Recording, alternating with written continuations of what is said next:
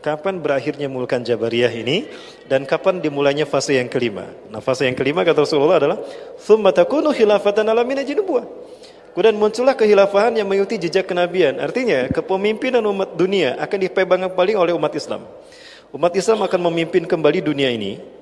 Islam akan kembali menjadi warna kehidupan seluruh dunia. Sampai Rasul mengatakan, Rasulullah SAW bersabda, tidak akan pergi malam dan siang sampai Islam zahir sehingga tidak ada satupun rumah yang pintunya tidak diketuk oleh Islam.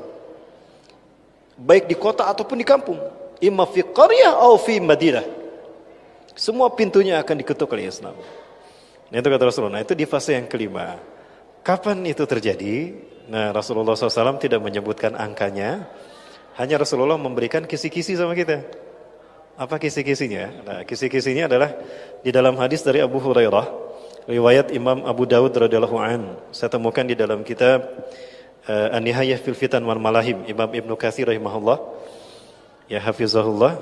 Beliau juga menyebutkan sebagaimana yang disebutkan oleh Syekh Muhammad bin Abdurrahman Al-Arifi di dalam kitabnya Nihayatul Alam, atau juga di dalam tafsir Ibnu Katsir Al-Bidayah wa Nihayah. Ya. Nah, pada muslimin yang dirahmati Allah, Rasulullah menyebutkan, "Inna Allah yab'atsu min hadhil ummah ala ra'si kulli mi'ati sanah may yujadidu laha dinaha." Sesungguhnya Allah akan mengutus dari umatku ini setiap 100 tahun sekali seseorang yang akan membuat agama ini diperbaharui, akan memperbarui agamanya. Artinya, di saat itu terjadi, Islam akan bersih semuanya. Enggak ada yang namanya madhab-madhab yang perbedaan, enggak ada. Islam satu saat itu. Saat itulah kita akan tahu, oh ini Islamnya sesungguhnya. Tidak ada firqah saat itu. Yang kedua, Islam akan memimpin dunia 100 tahun sekali. Yang ketiga, dunia akan damai sejahtera. Karena beliau dikatakan, pemimpinnya ini, khalifahnya ini, yamalul ardo addan wa qistan. Dia akan memenuhi dunia dengan keadilan dan kesejahteraan, kama muliat zulman wa jawran. Sebagaimana sebelumnya penuh dengan pembantaian, genosida dan sebagainya. Nah, Rasulullah memberi kisi-kisi tadi 100 tahun satu kali. Kapan tepatnya terjadi hanya Allah yang tahu. Cuma kita bisa menghitung. Andaikan angka 1924 adalah angka kejayaan Islam sebelum kita, maka kita bisa menghitung angka kejayaan berikutnya kapan? 1924 ditambah 100 2024. Ya. Waktu saya masih udah habis? Masih. 2024. Berarti berapa tahun lagi Bapak Ibu sekalian? 6 tahun lagi. Ini saya sering sampaikan di sini sebetulnya Ustaz ya. Ini mohon maaf jadi diulang lagi ya. Ya, jadi 6 tahun lagi hitung-hitungan kita. Tapi faktanya hanya Allah yang tahu. 6 tahun lagi Islam ini akan zahir. Namun ada beberapa analisa yang menguatkan analisa ini. Pertama, analisa Dr. Bassam Nahjar. Ya, indikasi dari Islam ini akan bangkit adalah hancurnya ya eksistensi Zionis Israel di muka bumi. Tapi belum hancur Yahudi secara keseluruhan, tidak. Karena hancurnya Yahudi adalah dengan matinya Dajjal. Hancurnya hegemoni Yahudi, Zionis, karena tidak semua Yahudi Zionis. Hancurnya hegemoni Zionis internasional di muka bumi. Dr. Bassam Nahjar memprediksi itu tahun 2022. Analisanya berdasarkan beberapa pengamatan yang cukup luar biasa. Ya, waktunya masih ada. Baik, ada 4 asumsi dari Dr. Bassam Nahjar. Beliau dari distrik Jaror, Palestina. Beliau pakar matematika, pakar sejarah, seorang dosen di Syam. Beliau mengatakan bahwa ketika Israel memproklamirkan berdirinya negara mereka di tanah Palestina tahun 1948, saat itu bertepatan dengan 1367 Hijriah. Seorang wanita tua Yahudi menangis dan masuk ke rumah seorang penyair Irak, Muhammad Rashid bin Arshad. Nah, kepada wanita ini menangis. Wanita tua Yahudi menangis. Nah, penyair Irak ini bertanya, "Ya ummah, ya jadda limadha tabkin? Afala takun li qaumika baladun?" Hei nenek, kenapa Anda menangis? Bukankah bangsa kalian, bangsa Anda punya negara sekarang, punya tanah air? Apa kata wanita tua Yahudi tadi? Iya. Memang bangsaku punya negara sekarang. Tapi berdasarkan nas-nas dalam Taurat, Bangsa Yahudi tidak akan lama tinggal di muka bumi sejak merdekanya kecuali hanya 76 tahun saja. Yahudi saat itu di Palestina menggunakan hitungan Komariah. Artinya tahun Hijriah yang mereka pakai. 1367 tambah 76 berapa? 1443 Hijriah. Itu bertepatan dengan tahun 2022. Asumsi yang kedua dari Dr. Bassam Nahjar adalah ketika Menachem Begin, Perdana Menteri Israel pertama dari kalangan wanita, itu di masanya Israel berhasil menginvasi Libanon sehingga dataran tinggi Golan itu bisa mereka kuasai. Nah, ada di Kona itu kejadian mengerikan. Habis kaum muslimin dibantai di sana sampai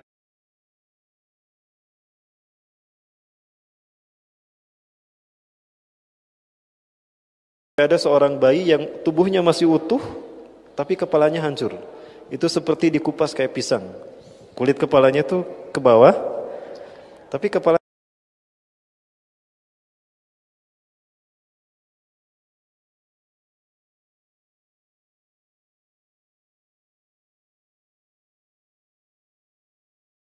nggak ada.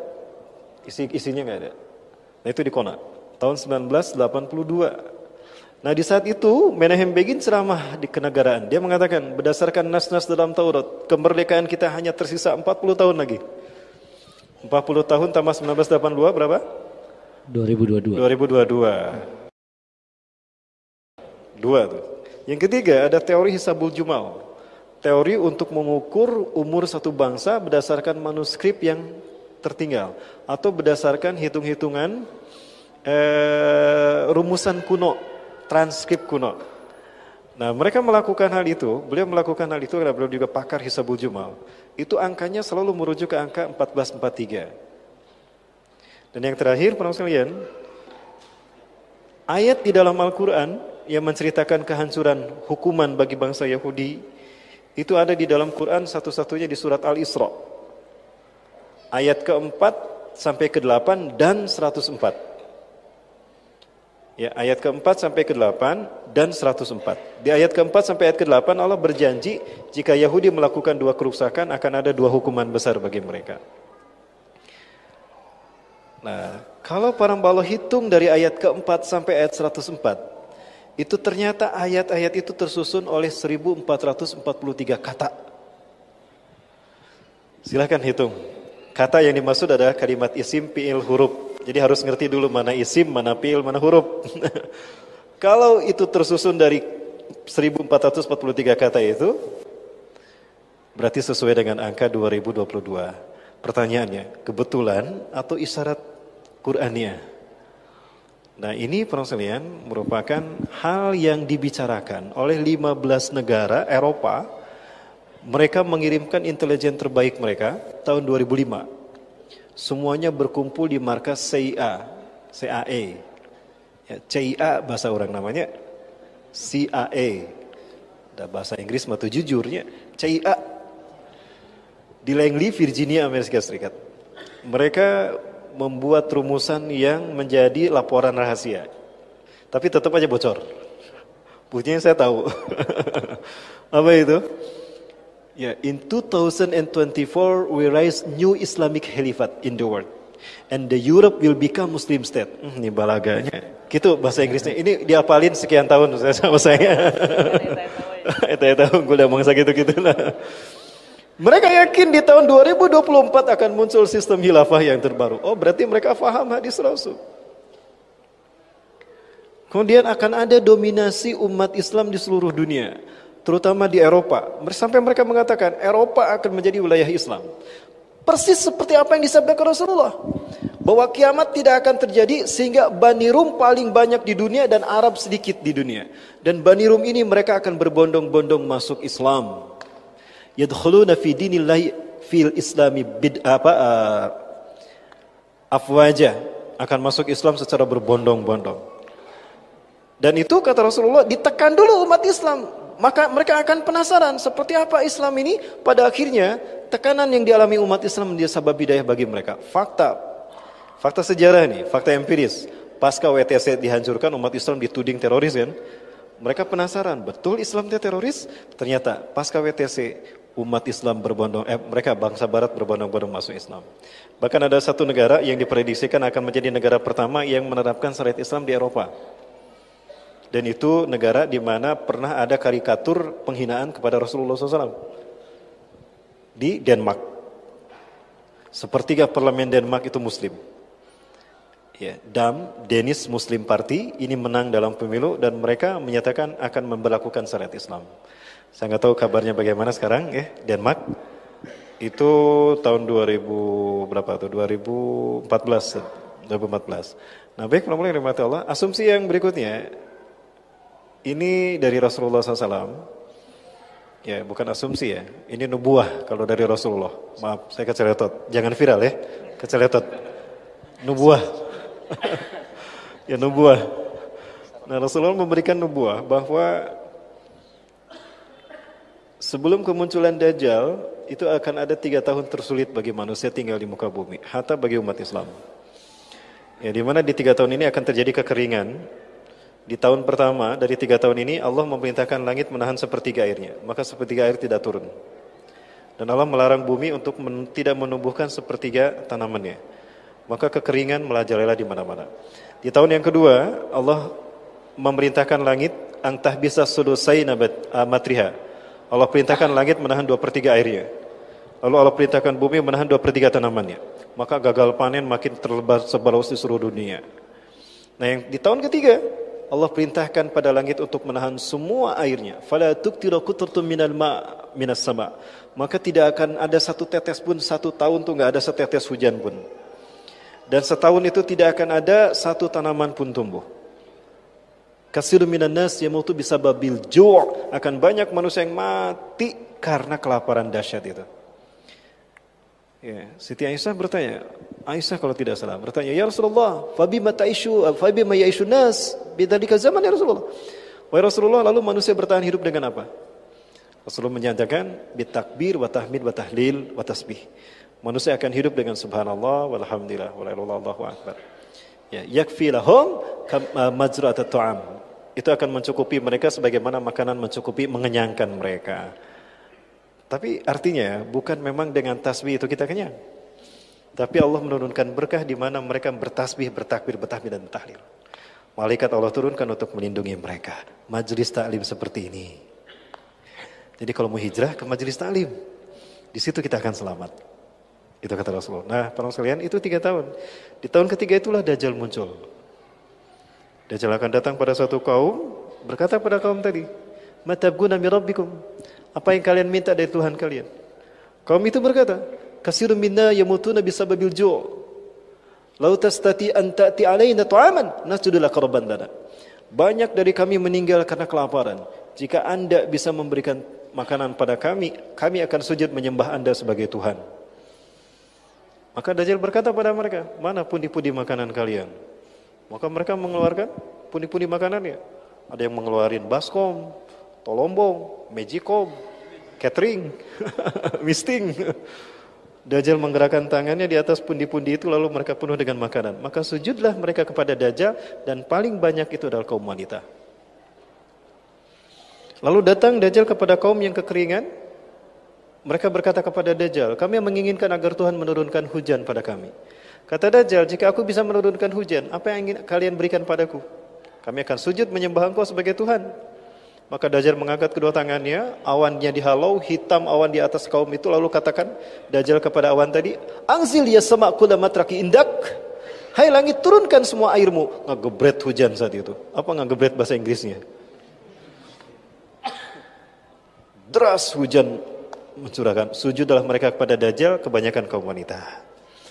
Lalu Dajjal datang pada kaum yang beriman, dan Dajjal tidak mendapatkan apapun dari kaum beriman karena mereka tahu itu Dajjal. Dan kaum beriman berlindung dari Dajjal. Maka Dajjal marah dan menjadikan negara mereka kering luar biasa. Lalu Dajjal pergi meninggalkan kaum beriman tadi. Dari jauh Dajjal mengerak-gerakkan tangannya, maka keluar segala sesuatu yang ada di bumi. Nah, itu kata Rasulullah 3 tahun sebelum kemunculan Dajjal. Artinya di 6 tahun ini. Karena di fase yang kelima Dajjal sudah mati. Jadi kalau fase yang kelima dimulai 2024, berarti Dajjal mati tahun 2024. Maka dari itu, ini dari kasih sayang saya pada teman-teman yang belum nikah, buruan kawin. Nanti sebelum datang Dajjal. Kalau Dajjal datang kita nggak akan sempat. Ya yang sudah nikah cepat ta'adud. Ini dari Pak Kang Edwin, bukan dari saya. Kalau saya masih belum berani. ya baik. 3 menit lagi boleh Ustaz? Atau 5 menit lagi? Sampai subuh juga nggak apa-apa. Ya, saya mendominasi nanti. Ya. Tapi nggak lama lagi Pak. Baik, sampai mana tadi? Sampai disuruh nikah. Dajjal muncul di tahun itu. Para sekalian yang dirahmati Allah. Kalau tadi, nah itu hadis tadi saya dapatkan di dalam kitab yang sama dari Sauban. Nah sekarang ini pernah saya sampaikan juga di sini. Sekarang hadis dari BMKG. Badan Meteorologi, Klimatologi dan Geofisika. Di interval 2019 sampai 2022 akan ada badai El Nino yang akan membawa hawa kering, di mana di interval tadi akan ada 3 tahun kemarau panjang. Nah, berarti secara ilmiah dan secara nakli ini bisa dibuktikan. Berarti tidak lama lagi. Kalau menurut BMKG lebih cepat, tahun depan dimulainya. Jadi di saat kita pesta pemilihan presiden itu kering orang bawah. Ya garing. Nah, di saat itulah justru Islam akan zahir. Islam akan zahir. Ya, di mana Islam akan zahir akan munculnya orang-orang pilihan Allah, aktor-aktor yang akan Allah munculkan. Yang pertama Allah akan munculkan seorang pemuda yang akan mati di tangan Dajjal. Pemuda ini adalah pemuda terbaik imannya di muka bumi. Tidak ada yang lebih hebat imannya ketimbang pemuda ini. Ya. Ketika Dajjal datang, kata Rasulullah, saya tidak Dajjal ilal Madinah. Dajjal akan datang ke Madinah. Wa huwa mani'un min dukhuliha. Tapi Dajjal terhalang memasuki Madinah. Fa inna likulli babin bawabatil Madinah lahu malakan. Karena setiap pintu gerbang dari Madinah ini dijaga oleh 2 malaikat. Bisihamihim dengan panah mereka. Rasulullah menyebutnya dengan panah, bukan dengan AK-47. Jadi yang harus kita latih panah, bukan AK-47 ya. Betul angkatnya 47? Bukan 59? Bukan 70 ya. Nah, setiap Dajjal mau masuk dipanah dia. Dajjal takut, maka dia keluar, tinggal di bukit Jabal Habsi. Di saat itulah keluar pemuda tadi. Pemuda ini datang menghadap Dajjal. Orang sembunyi karena takut kepada Dajjal, justru dia datang menghadap Dajjal. Ya gulam, hal tatakid ana rabbuk? Dia ni rabbuka, hei pemuda, kamu yakin gak aku Tuhan kamu? Yang saya tahu Tuhan gak sejelek kamu mah jelek. Rambut kamu berkelek, mata kamu pecak sebelah. La araftu li annaka Dajjal kama qala Rasulullah SAW. Yang aku tahu kamu Dajjal sebagaimana sabda Rasulullah. Dajjal marah. Pegang dia, digergaji dari kepala sampai ujung kaki. Lalu Dajjal berkata di tengah-tengah tubuh pemuda ini, jika aku hidupkan kembali dia, apakah kalian mengakui aku Tuhanku? Apa kalian masih ragu aku Tuhan kalian? Tidak. Dajjal menyatukan tubuh pemuda ini dan bertanya lagi. Setelah dihidupkan, ya gulam majita tartabuna li'ani rabbuka? Hai kamu masih yakin? Masih ragu kalau aku Tuhan kamu? Bahkan aku makin yakin kamu tidak Dajjal. Dibunuhlah pemuda ini dan tidak ada lagi orang yang dibunuh setelah pemuda ini oleh Dajjal. Itulah pemuda yang terbaik imannya di muka bumi. Hari ini pemuda itu sudah ada. Usianya 14 tahun. Tahun 2004 lahir pemuda ini di Gaza, dan ini keyakinan Syekh Nazir Royan. Makanya Gaza dibantai tahun 2008 sampai 2009, Desember sampai Januari 2009 itu dibantai 700 anak-anak laki-laki, anak-anak mati karena Israel mencari anak ini. Anak ini lahir dengan keajaiban. Baru beberapa jam dilahirkan, ketika mau masuk mobil dipangku sama neneknya, anak ini berkata, Assalamualaikum warahmatullahi wabarakatuh. Hah? Anda sih biasa dibakadalik. Ya budak orok bisa salam. Waalaikumsalam, jangan ente bisa ngomong gini. Bayi itu kemudian berkata, Ana rajulun alladhi sayaktuluhu Dajjal, fala yusallitu ahadan ba'di. Aku adalah pemuda yang akan dibunuh Dajjal. Setelah aku tidak ada lagi yang akan dibunuh Dajjal. Ini terjadi tahun 2004. Kalau 2024 pemuda ini dibunuh berarti usianya 20 tahun. Betul itu usia pemuda. Dan diyakini oleh para ahli hadis, dia akan belajar ilmu hadis di Madinah. Makanya ada di Madinah. Padahal dia lahir di Gajah City. Nah yang kedua adalah Imam Mahdi. Imam Mahdi ini akan muncul ketika terjadi banjir darah di Tanah Suci Mekah. 2018 kemarin ada terjadi banjir darah pas di Rukun Hajar Aswad. Pernah lihat ada banjir darah di Rukun Hajar Aswad? Ada orang yang jatuh dari Ka'bah, dari atas Ka'bah ya, dari puncak Ka'bah. Bukan. Oh, kalau keren 2015. Ini 2018. Ada orang yang loncat kan? Yang loncat dan darahnya itu tersimbah di sana. Dan itu ada di rukun Hajar Aswad. Ada orang yang iseng-isengan melihat Ka'bah itu kan ada 4 sudut. Jadi nyambung lagi teh kumaha jadi panglam ini. Ka'bah itu ada 4 sudut. Ada 4 sudut Ka'bah. Ini rukun Yamani, disebut rukun Yamani karena menghadap ke Yaman. Ini rukun Syami karena menghadap ke Syam, Palestina, Suriah, Jordan, dan Lebanon. Yang ini rukun Iraki karena menghadap ke Irak. Yang ini rukun Aswadi karena ada Hajar Aswad di sini. Pertanyaannya ini mengarah ke mana? Di sini ada banjir darah di situ. Ternyata rukun ini menghadap ke Indonesia. Semua negara yang ditunjuk oleh rukun ini sudah dikuasai oleh Eropa. Dan ini hadis Rasulullah. Wailun lil Arabi min sadin qad iqtaraba. La ilaha illallah. Celakalah bangsa Arab karena keburukan yang telah mendekat pada mereka. Irak bangsa Arab, Syam bangsa Arab, Yaman bangsa Arab. Indonesia Nusantara. Semua negara yang ditunjuk oleh sudut Ka'bah ini sudah hancur. Tinggal Indonesia. Apakah ini isyarat akan ada peluang kebangkitan Islam dari Indonesia? Itu yang dikatakan oleh 5 ulama besar. Di momentum hijrah ini kata Rasulullah akan ada hijrah kembali. Ini betul-betul terakhir Ustaz. Satakunu hijratun ba'da hijratin. Akan terjadi hijrah sesudah hijrah. Wa khairu ahli al-ardi yawma idin alladziina yuhajiruna ila biladi hijrati Ibrahim. Sebaik-baik manusia di muka bumi di fase itu adalah mereka yang hijrah ke bumi hijrahnya Ibrahim, Palestina dan Suriah. Fayabqa syururun nas khurujahu. Maka yang ada di muka bumi adalah makhluk-makhluk yang buruk yang tidak ada iman walau sebesar biji sawi saat itu. Walaupun sebesar biji sawi mereka tidak punya iman. Para sahabat bertanya, "Alisa fihi muslimun ya Rasulullah?" Apakah tidak ada orang Islam di tengah-tengah mereka? Oh, banyak orang Islam saat itu. Lakinna imanuhum la yujawiju hanajirahum. Iman mereka tidak sampai ke tenggorokan. Jadi imannya cuma di casing aja. Banyak yang hijrah tapi salah hijrah. Banyak yang hijrah tapi cuma casingnya aja. Isinya belum hijrah. Ya. Jadi cuma sampulnya aja Islam, tapi isinya belum diinstal, masih blank di dalamnya, masih jong ternyata, masih kosong. Nah banyak umat Islam di sana. Dan mengerikannya, yang paling mengerikan kata Rasulullah, wa asyaru minhum al-ulama, yang paling buruk dari mereka adalah ulama, u-nya agak lama, untuk membedakan dengan ulama yang asli.